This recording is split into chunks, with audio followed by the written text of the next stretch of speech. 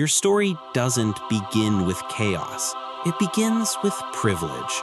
You hatch in the best piece of real estate in the entire lake, a perfectly cleared, sandy crater sheltered by a massive sunken log and surrounded by a dense fortress of weeds. Your father is a colossal largemouth bass, a tyrant of muscle and fury who patrols the borders of his kingdom with absolute authority. Nothing gets in, nothing threatens you. You and your thousands of siblings thrive under his protection. But your father's dominance isn't an accident, it's an inheritance. It all started back in 1932, when a farmer named George W. Perry hooked a monster in a Georgia lake, a 22-pound, 4-ounce largemouth bass, the world record. But here's the secret the experts discovered after that catch. It wasn't a normal bass. It was a different breed entirely, a subspecies that scientists call Micropatera salmonides floridanus, the Florida bass, a genetic line known to grow bigger,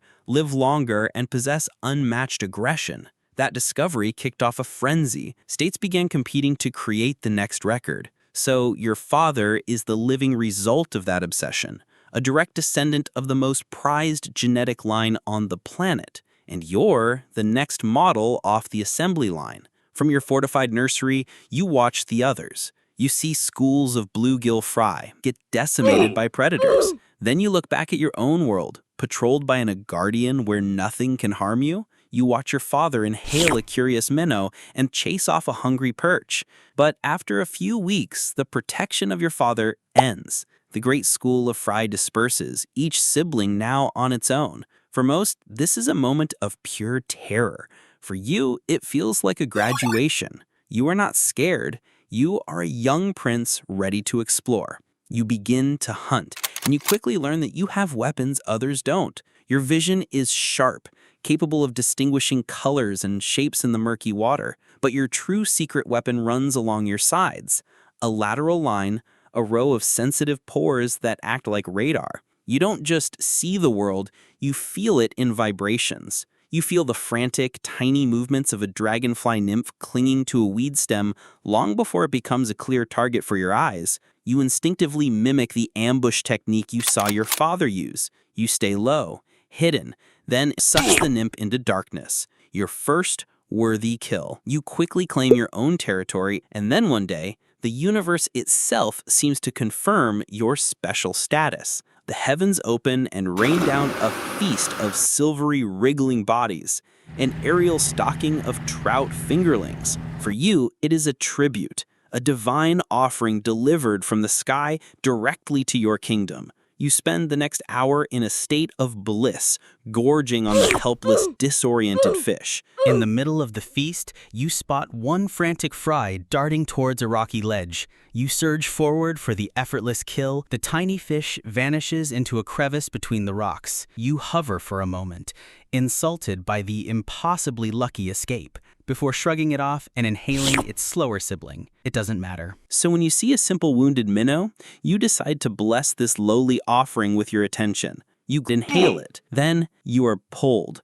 With a weak, irritating persistence, this isn't a battle. It's a nuisance, your indignation growing with every foot until you breach the surface. You prepare to face the titan who dared to challenge you. But there is no titan. There is only a small human child, no older than 8, holding a cheap Mickey Mouse fishing rod. The child squeals with delight. "Mom, I got one! A little one!" You're held up not as a trophy, but as a curiosity, like a colorful bug. A picture is taken. You are dropped unceremoniously back into the water. You were a toy for a child. The pride you inherited from your father curdles into something full of rage. You will never be a toy again. Years pass. That embarrassing encounter with the Mickey Mouse rod should have been a life-changing lesson about caution and the dangers of the surface world, but it wasn't. You grow to a formidable size, but your brain never truly evolves.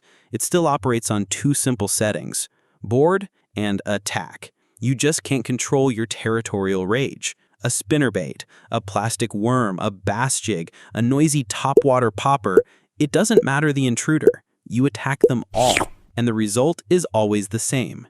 You get caught and released. Again, and again, and again.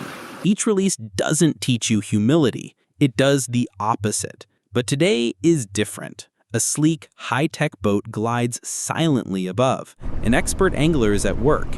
A lure, a hyper-realistic swim bait, lands silently near your fortress. It is an intrusion so insulting that you don't strike to eat. You strike to obliterate. You explode from the water, shaking your head violently to throw the hooks. You dive deep, trying to wrap the line around your log, but the angler on the other end is a master. After an exhausting battle, you are brought aboard the boat. You're dropped into a live well. The shock is immense, but the true horror comes when you realize you are not alone. There are 2 other bass in here with you, and both of them are bigger. Your entire reality shatters.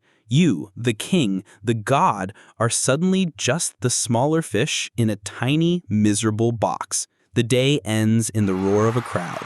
Bright lights, the flash of cameras. You are no longer a creature of power, but a number on a scoreboard of eternity. And then the final act of your dethronement. You are released, but not back into your kingdom. You are dumped into a strange, unfamiliar part of the lake, miles from home. Your old confidence is gone, replaced by a gnawing vulnerability you haven't felt since you were a child. As you search desperately for new cover, a massive northern pike appears, the true apex predator of these waters. You do something you haven't done in years. You discreetly slip away into the deepest weeds you can find. But relax, nobody saw that. You've learned that being the strongest doesn't matter. Being the king is temporary. The game is rigged by the gods of the surface, so you decide to stop playing their game. If you can't be king, you'll be a ghost, a menace, a troll. Your new goal is no longer to dominate, it's to frustrate. Your new philosophy is put into practice immediately. You see an expensive, beautifully crafted lure. The new you has a better idea. You grab the lure by the tail and dive directly into the gnarliest submerged tree you can find, weaving and thrashing until you feel the sharp snap of the line. You spit out the lure, letting it snag on a branch. It's a tax you've just levied on the trespasser. Your new collection begins. You see a fisherman patiently working a plastic worm on the bottom. You gently swim up and tap the tail with your nose, just enough to make his line twitch. You watch him set the hook on nothing. You do it again, 5 minutes later. It's a cruel, calculated game of psychological warfare. Over time, you're a myth. You're the smart one that people hope to catch. You are the master of frustration, but your very success becomes your undoing. Game-like patterns attract a new kind of human. They don't arrive in a flashy bass boat. You see their boat and prepare for the game. You wait for the lure you can steal, the frog you can smash, the worm you can tease, but nothing comes. Instead, 2 strange metal wands are dipped into the water, and then your muscles lock. You are paralyzed, floating helplessly to the surface. You are brought aboard, then comes the final, permanent humiliation. A small, sharp tool pierces your dorsal fin, and a bright yellow tag, stamped with a serial number, is locked into place. You, the ghost of the lake, the king of frustration, have been cataloged. You are tossed back into the water. You swim away with the quiet, empty feeling of ultimate defeat. The tag is a constant, annoying reminder of your new reality. What creature do you think we should tackle next? Drop your suggestions in the comments below. And if you felt a little bit of sympathy for this freshwater monster, make sure to hit the like button, subscribe for more, and hit that notification bell so you don't miss our next deep dive. Thanks for watching.